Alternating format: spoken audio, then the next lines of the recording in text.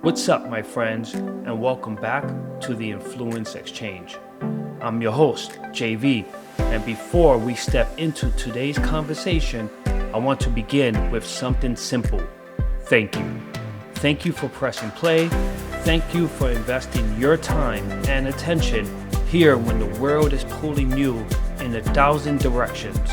Thank you for choosing growth over distraction, development over noise, and real conversations over surface level hype. Whether you've been here since episode 1 or you just found this podcast recently, you are part of a community of leaders who are committed to showing up with intention, raising their standards, and building a life guided by influence, not impulse. Now, today's episode marks a strategic shift. Up to this point, we have talked about identity, discipline, self-trust, emotional control, and leadership at the internal level. But episode 13 is where the rubber meets the road, where internal standards translate into external execution. Because let's be honest, most goals die in the space between intention and execution. Not because people don't have vision, but because they never built the systems that keep progress alive once motivation fades. So today, we're breaking down the follow-through formula, why plans fail, why goals stale, and what leaders do differently to finish what they start. By the end of this episode, you'll walk away with a clear structural blueprint to turn effort into outcomes. Not any day from now, not eventually, but this quarter. And before we get into it, I want to extend a personal invitation. If you're listening right now and you feel like your story, your journey, or your experience can add value to this community, I want to hear from you. If you navigated a breakthrough, rebuilt your habits, transformed your standards, or learned something that another listener needs, I would love to bring you onto the show. Here's how to contact me. Send me a DM on Instagram or TikTok at The Influence Exchange, or text me directly through the fan mail account. The links is in this episode description. Just introduce yourself, share your story in a few sentences, and tell me why your experience could help someone else who's trying to level up. No pressure, no expectations. Just an opportunity to amplify real voices with real impact. Because this podcast has never been about me talking at you. It's been about us building something together. A space where leadership, discipline, and influence are lived, not just talked about. And with that, let's get into it. Let's break down why most people start strong and fade fast, and how leaders finish what they begin. Let's dive into topic number 1, why most plans fail. The start of a new goal is exciting. Fresh energy, new notebooks, new apps, new routines. We love the beginning because beginnings feel clean, hopeful, and full of potential. But here's the blunt reality. Most goals don't collapse in the first week. They collapse in the silent spaces that follow. Not because the version is wrong, not because the person is incapable, but because the plan was built on emotion, not structure. Motivation gets you moving, systems keep you progressing, and the gap between intention and execution is where follow-through dies. Let's get practical for a moment. Here are 3 most common breakdowns I see, not just in others, but in myself. Number 1, people chase goals instead of building identity. They try to achieve before they learn to operate. Number 2, they depend on motivation instead of structure. When the feeling fades, the execution fades with it. Number 3, they don't create friction for old habits or traction for new ones. The environment never changes, so the behavior never sticks. Now, let me pull you into a personal moment that exposed this truth for me in a way I couldn't ignore. A few years back, I hit a point where I was busy, but not building anything meaningful.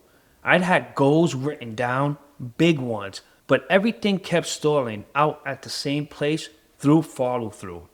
I remember one specific night, December, freezing outside. I think it was even snowing. The end of the year approaching. Everyone around me was talking about goals for the new year, and I caught myself slipping into a familiar language. Next year, I'm going to be more consistent. Once things slow down, I get focused. After the holidays, I lock in, and suddenly it just hit me. I said those exact same things the year before, word for word. Same time of the year with the same intentions. But nothing had fundamentally changed, not because I didn't care, but because I was relying on inspiration to do the job of discipline. That night, I sat at my desk with no music, no distractions, and I asked myself a question I had been avoiding. If I repeated the last 12 months again, would I be proud of the outcome? My stomach dropped because I knew the honest answer wasn't yes. And it was the moment I realized something I never forget. I didn't need better goals, I needed better systems. Discipline wasn't my weakness, my structure was. I wasn't failing, I was fading quietly. And in that exact same place every time. That night became the dividing line between the version of me who helped to follow through and the version of me who engineered it. It wasn't dramatic, it wasn't emotional, it wasn't perfect, but it was decisive. A simple statement I wrote down that I still look at today. Stop announcing plans and start engineering environments. Because once you design an environment, that supports execution. Follow through becomes a habit, not a battle. So, with that, my takeaways from my experience: you don't rise to your goals, you fall into your systems. If the system isn't built to carry you when motivation disappears, the outcome becomes optional, not unavoidable. And the leaders don't treat outcomes as optional. Before we move into topic number 2, I want to ask you something, quietly, honestly, without defense. Do my current systems support who I say I want to become, or do they protect who I've always been? Because the answer tells you everything. Now let's dive into topic number 2, the follow through formula. Most people try to will their way to consistency, but willpower was never designed to carry the entire load. It spikes, it dips, it reacts to emotion. Leadership requires something steadier. If motivation is the spark, systems are the engine, and engines are what get you to the destination even when you're not fired up to drive. With research today, I'm going to give you a tactical, repeatable blueprint, not in theory, but a structure you can operationalize as soon as this episode ends, because leaders don't rely on hope, they rely on infrastructure. The follow through formula, a 6-part execution framework for consistent delivery: identity, standards, systems, tracking, review, adjust. This is a looping cycle, not a one-time effect. It builds internal momentum, not temporary drive. Let's break it down. The follow-through formula number 1, identity. Define who, not what. Most people define outcomes, leaders define identity. Instead of, I want to read more, replace it with, I want someone who invests in learning daily. Instead of, I want to get healthy, replace it with, I am someone who respects my body through movement and discipline. Why this matters? Identity drives behavior, behavior drives outcomes, outcomes reinforces identity. This creates sustainable alignment instead of a short-term hype. Write a single sentence beginning with, I am someone who. This becomes your North Star. Follow through formula number 2, standards. Set non-negotiables, not goals. Goals expires, standards become culture.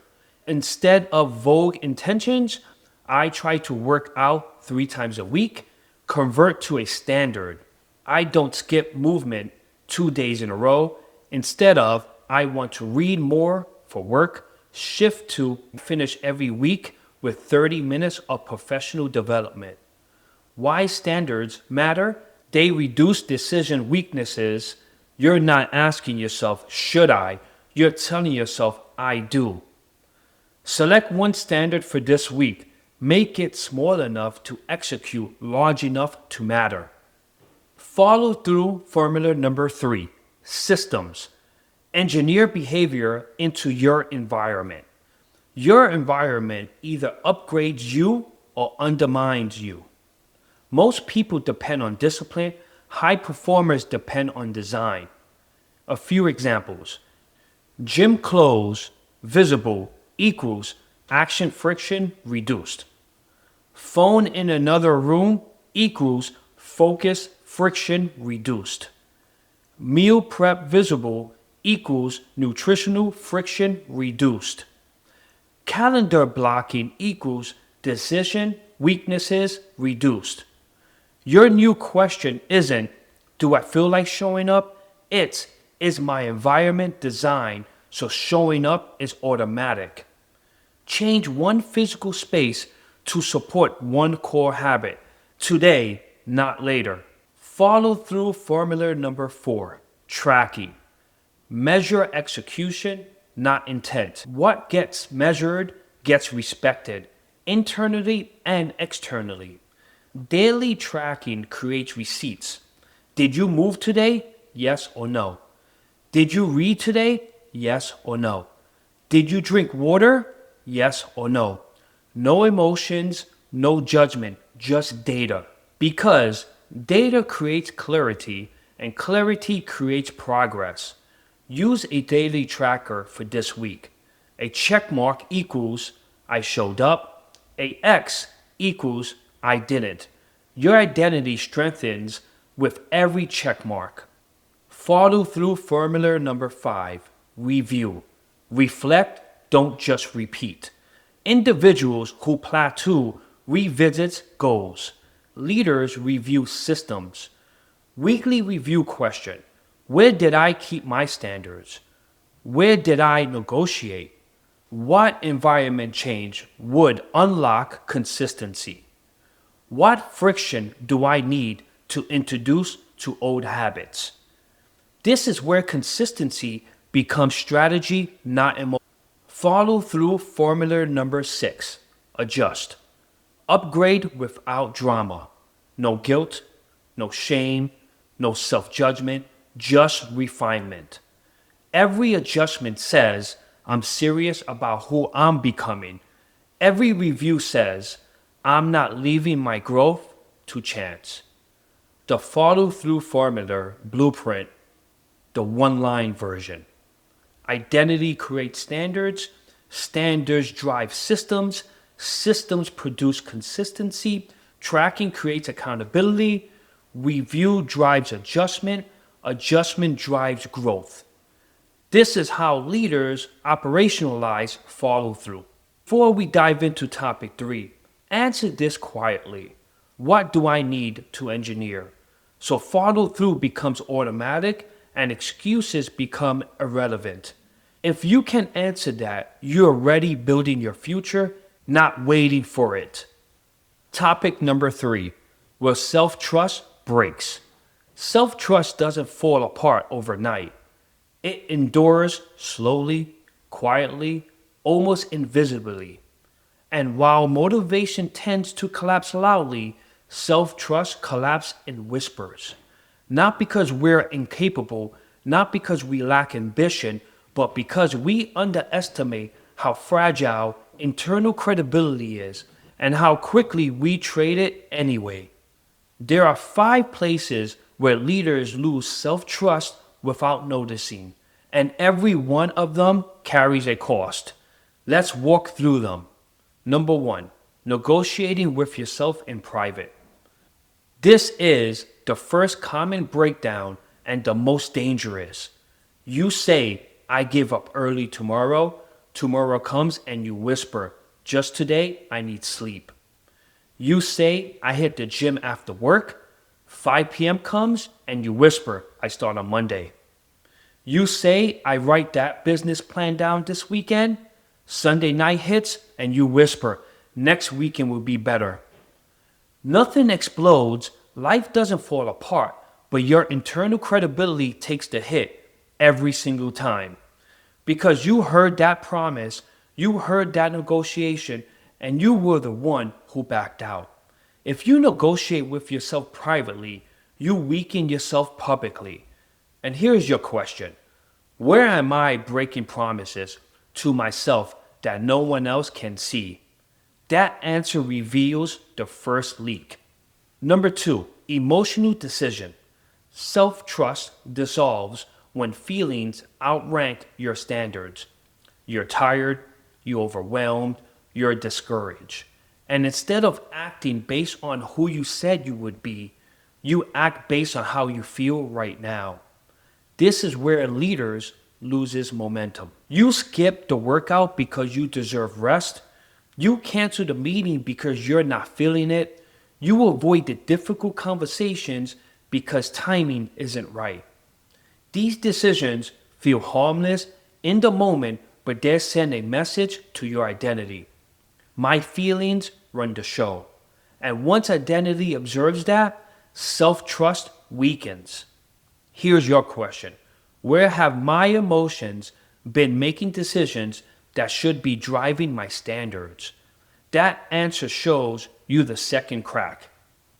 Number three, overpromising to others, undelivering to yourself. This one hits hard, especially for service-minded leaders. You show up for everyone else, you take the call, you solve the problem, you stretch the schedule, you support the mission, but when it's your goals, your standards, your fitness, your development, your dreams, you reschedule. You deprioritize. You say, I get to it later. And you convince yourself you being helpful, but deep down you know I'm valuable to others, but not to myself. This silence destroys self-trust because your calendar is the clearest mirror of what you respect. Your question is, where am I reliable to others but unreliable to myself? That answer reveals misalignment, not failure. Number four, hiding behind planning instead of executing. Planning feels productive, strategy feels smart, brainstorming feels like momentum, but without execution, it becomes structure procrastination. You built the plan, but don't start. You tweak the plan, but don't commit. You revise the plan, but don't finish. Not because you're lazy, but because action requires exposure and planning protects your ego. Every delay whispers, I'm not ready yet. And little by little, you teach yourself that thinking is safer than doing. You don't grow through preparation, you grow through exposure. And your question is, where am I planning more than I'm practicing? That answer shows you where fear is disguised as strategy. Number five, silence, avoiding accountability. Self-trust endures fastest in isolation. When you don't say your goals out loud, write your standards down, share your expectations publicly, ask anyone to check your progress, you create a private world with no consequences. And in that private world, negotiation thrives and excuses live comfortably. Accountability is not a punishment, it's protection, protection from you becoming when no one is watching. Your question is, who knows the promise I've made to myself, and who will call me forward when I quit? If the answer is no one, Self-trust has no scaffolding. Let's now connect the dots. Self-trust doesn't break in large moments. It breaks in small negotiations, subtle exits, quiet excuses, unspoken standards, unshared goals, and every time you let it slide, you send a message inward. My word to myself doesn't matter. But here's the power. If self trust can be destroyed in small moments, it can also be rebuilt. We just need a system for that, and that's where we go to next. Ask yourself honestly, without judgment, where have I taught myself not to believe in me? And what single standard applied daily will start rebuilding that belief? Those two answers from the foundation for the reset we built in topic number 4.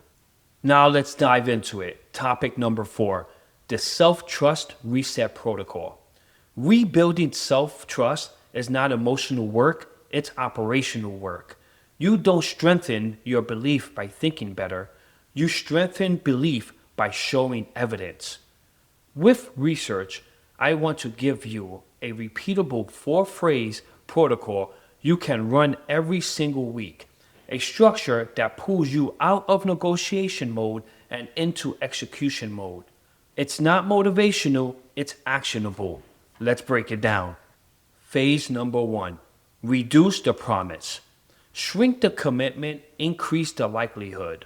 Most people destroy self-trust by setting expectations too large and collapsing under the weight. Instead, we start small, not because we think small, but because we build credibility one repeat at a time. What this sounds like in real life.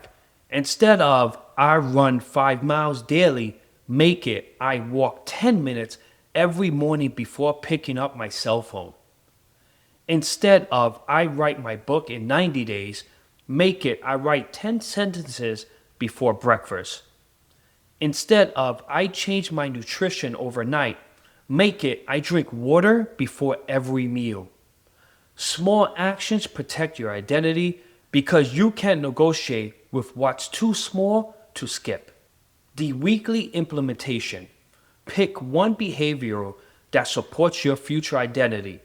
And here's your reflection question. What is the smallest action that proves who I want to become? Phrase number 2. Schedule the standard. A standard without a schedule becomes a suggestion. This is where most people fall apart. They hope execution fits into life, but leaders assign execution a time and place. You don't find time, you allocate time. With structure, when, where, how long, trigger. Here's an example. Walk 10 minutes every day at 6:15 a.m., front door to the mailbox loop, then 10 minutes right after coffee starts brewing. That walk removes negotiation, and negotiation is the enemy of self-trust. Here's the weekly implementation. Put your non-negotiable in writing, in a calendar, a notebook, or an app. Visible commitment builds credibility. And your reflection question is, where is my schedule? Is the proof that I take my standards seriously? Phrase number 3, track visible evidence. Confidence grows from documented consistency. Self-trust doesn't grow because you think you're consistent. It grows because you can see you're consistent. Tracking turns your identity into data. Some options are a habit tracker, a whiteboard, notes app, calendar check marks, a spreadsheet, sticky notes on a mirror. It doesn't matter how, it matters that the proof is visible. With that, your leadership application. Tracking removes emotion and replaces it with accountability. Instead of, I feel like I'm doing okay, you see, I executed 6 to 7 days. That's identity in motion. The weekly implementation. Track your non-negotiable daily. Review weekly, adjust monthly. And your reflection question: what proof am I giving my future self that I can be trusted? Phrase number 4: repeat your results to someone. External accountability reinforces internal identity. Self trust accelerates when someone else witnesses your consistency because visibility upgrades commitment. You don't need cheerleaders, you need witnesses. And the witness could be a partner, a teammate, a coach, a friend, a sibling, or the podcast community. With that, your leadership application. Accountability is not asking for permission, it's broadcasting your standard so you can't quietly lower it. Your weekly implementation. Send a weekly message that says, executed 6 to 7 days, next week, 7 days. Resetting Monday, keeping the standard. It's not emotional, not dramatic, just accountable. Your reflection question: who deserves to hear my commitment so I stop negotiating privately? Here's the protocol in one line: shrink the promise, schedule the standard, track the proof, repeat the results. That's how self trust rebuilds, not through hype, but through evidence. Because you don't start believing yourself because of what you say, you start believing yourself because of what you repeatedly do. And once that belief comes back, everything changes: your habits, your standards, your identity, your leadership, and your influence. With that, let's dive into topic number 6: the 7-day follow through challenge. If everything we've unpacked so far reasoned with you, this is where theory becomes traction. Because self trust isn't restored through ideas, it's restored through evidence. And evidence needs time, repetition, and follow through. So we are going to run a 7-day challenge. Not for hype, not for aesthetics, not for posting online. This is a leadership audit of one: you versus the promises you make to yourself. And the objective is simple: collect evidence that you can be trusted. Again, no perfection, no punishment, no excuses, just 7 days of execution. With that, step number 1: one behavioral, one standard, zero negotiation. You're not picking 5 habits. You're not doing a life overhaul. You're choosing one standard that aligns with your becoming, and you're executing it daily for 7 days. Here are a few examples: 10-minute walk before cell phone use, 20-minute reading block before going to bed, no social media window before 9 a.m., 30 push-ups per day, anytime, any location, write one paragraph of your project daily, drink water before every meal, write one page each morning. The rule is, if the behavior is too long to execute daily, shrink it, because consistency beats ambition every time. Step number 2: schedule it with ink, not pencil. Put your commitment in the calendar: time, location, duration. When it's scheduled, it's a standard. When it's not, it's a suggestion. You're not hoping to remember, you're planning to deliver. And leadership without schedule is leadership without structure. Step number 3: track completion daily. Self-trust grows when you see the marks accumulate. Choose your format by marking your calendar with a red X, or a whiteboard, or a habit app, or sticky notes on the bathroom mirror, or a notebook with 7 checkboxes. Each checkmark is a contract renewal with yourself. The more boxes filled, the louder your confidence becomes internally. Step number 4: repeat your progress weekly. Once, just once. During the 7 days, repeat your execution to the one person you trust, not to brag, but to solidify identity and accountability. Say something like, I executed 4 days so far, resetting focus tomorrow. Or 6 out of the 7 completed, final day locked in. Or 7 days done, confidence rising. Reporting turns your standard into public declaration, and public declarations reduce backtracking. Step number 5. No 0 days, no drama days. You've seen 7 days, but here's the operational rule. A small completion counts, a skip day does not. If you plan to walk 30 minutes, but the day got away from you, then walk for 5 minutes, or walk for 3, or even walk for 1 minute. 0 days break trust, small days preserve identity. Because leadership is not about scale, it's about follow through. Step number 6, reflect on the data, not the emotion. At the end of the 7 days, ask yourself this: how many days did I complete? What got in the way? Where did I negotiate? Where did I execute anyways? How did the confidence shift? You're not evaluating feelings, you're evaluating evidence. Self-respect grows from visible facts, not internal narratives. Step number 7, declare the next 7 days. Because confidence is not built in a single week, confidence compounds. Declare the next 7 days with one sentence: I am someone who follows through. Then repeat the protocol week after week until the standard becomes identity. Because identity is not believed into existence, it's proven into existence. Your leadership closing line for the topic.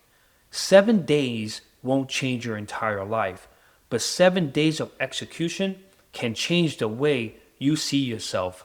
And once that shifts, everything else begins to move. Before we close today, I want you to sit with something.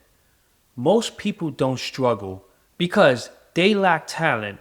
They struggle because they don't trust themselves anymore. And they don't trust themselves anymore because they've broken too many personal promises.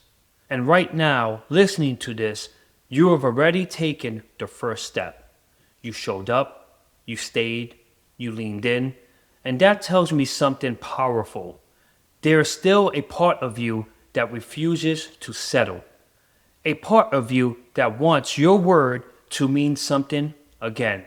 A part of you that's ready to rebuild self-trust piece by piece, day by day, action by action.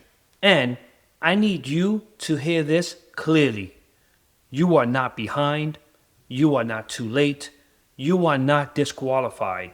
The moment you choose follow through over feelings, the comeback begins. Because leadership doesn't start in the spotlight, it starts in the mirror. And if you commit to the 7-day follow through challenge, not perfectly, but intentionally, you will feel something shift, not outside, but inside. Your voice gets steadier, your choices gets clearer, your confidence gets louder, and your identity, the real one, begins to return. Because self-trust isn't a gift, it's a muscle. And muscles grow through tension and repetition. So, as we wrap today, I want to personally say thank you. Thank you for pressing play. Thank you for giving me space into your day. Thank you for choosing growth when comfort was an option. Thank you for showing up for yourself even if nobody else knows you're doing it. And now, I want to extend an invitation.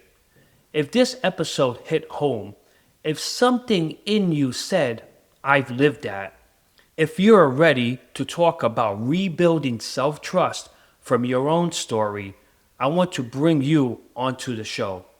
Not because you need a massive following, not because your journey is perfect, but because your voice could unlock someone else's breakthrough.